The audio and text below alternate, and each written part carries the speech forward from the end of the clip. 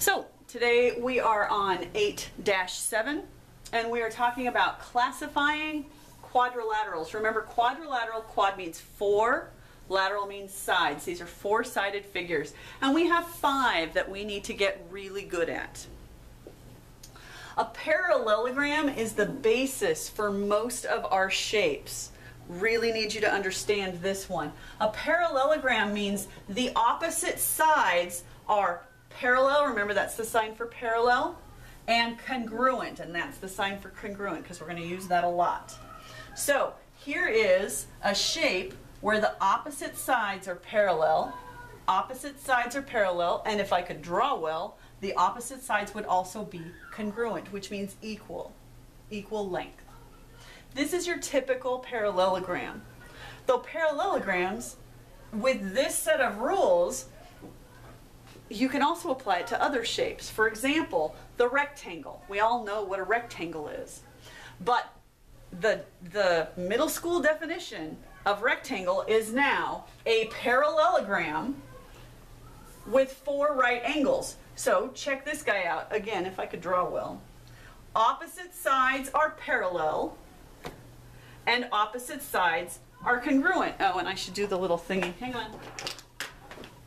Look. Ding, ding, ding, ding, ding, ding. So opposite sides are also the same length. So a rectangle is a parallelogram because this rule applies, but it's also got 4 right angles.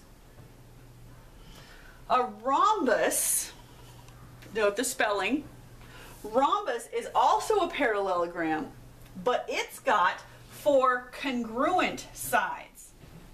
So all 4 sides are congruent, and this makes kind of a diamond shape usually when you see them, when it's just a rhombus. Doesn't mean the angles or anything, it just means the sides are equal. And then you have a square. Notice how these are all coming together now. A square is a parallelogram with 4 right angles and 4 congruent sides. So we're putting the idea of the rectangle together with the idea of the rhombus. So a square is a rhombus and a square is a rectangle. And all of these are parallelograms. Yay.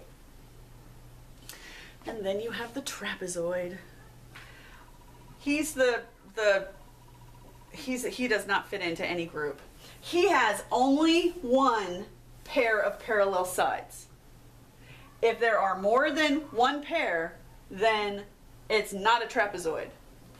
Sometimes you see trapezoids set up like this, and sometimes they're set up like this. And try and understand, picture them on their side as well, just so that you can picture them and recognize that, oh wait, these 2 sides are going in different directions. That is none of these.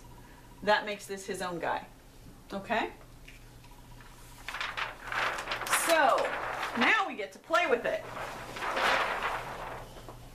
So I need you to look at each one of these shapes and tell me, go through all of them. They're all quadrilaterals.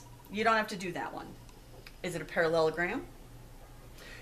Is it a trapezoid? Is it a rectangle? Is it a rhombus? Is it a square? And your job is to put all of the answers here. Hit pause. I'll see you in a minute. So, this one. Well, there. Hi. Hang on. Oh, sorry. No.